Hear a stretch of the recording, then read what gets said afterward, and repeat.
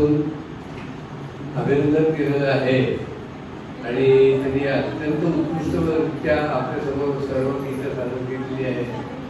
विशेषतः सर्व कलाकारांनी आपल्या आवाजात म्हणलेली आहे, म्हणजे नक्कल वगैरे कोणाची केलेली आहे.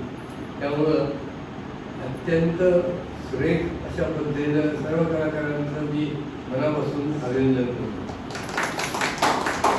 विजयराव साबळेंची मेहनत त्याच्या पाठीमागे आहेच.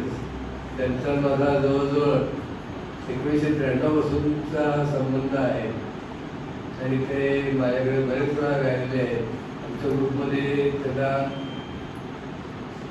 पुष्कळ पद्धतीनं वॉन्टेड आहेत ते, म्हणजे त्यांची आवश्यकता भासते. त्यानंतर मी श्री सरस्वती सेनेचे मी आभार मानतो एवढ्यासाठी, अभिनंदन करतो एवढ्यासाठी की या सर्व कलाकारांना आणि विजयराव साबळेंना सुद्धा ते अत्यंत मोलाचं सहकार्य करत असतात.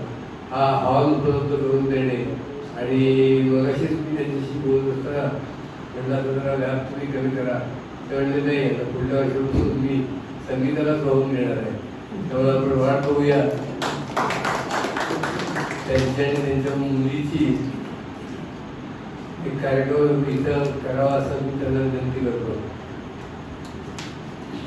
खराबर गाणं अतिशय अवघड असतं, पण ते सर्व कलाकारांनी अत्यंत खरं अभिनय करायला सुद्धा हरकत नाही. विजयराव साबळेंना म्हणजे त्यांनी हिंदी आणि मध्य प्रदेशात शिक्षण झाल्यामुळं हिंदीवर त्यांचं कंट्रोल आहे. तो बऱ्याच कलाकारांनी सुद्धा ते पाळलेलं आहे असं माझ्या लक्षात आलं नाही. पण याहीपेक्षा अजून जरा थोडंसं उर्दूवरती आपण मेहनत घेतली पाहिजे असं मला वाटतं. पुन्हा एकदा सर्व कलाकारांचे मनापासून धन्यवाद देतो आणि फार छान ह्या उपक्रमात आपण सर्व श्रोत्यांनी औषध कार्यक्रम जवळजवळ औषधच होतं नाही का? जागा नव्हती शिल्लक, मिळालं तेव्हा मिळालं तेव्हा जागा शिल्लक नव्हती मध्ये. हो, बऱ्याच लोकांनी त्यांचं गाणं ऐकलेलं आहे. सर्वांचं मी आतापर्यंत सर्व लोक सामूहिक राहिलेले आहेत. सर्वांचं मी रसिक श्रोत्यांचं सुद्धा मी अभिनंदन करतो. धन्यवाद.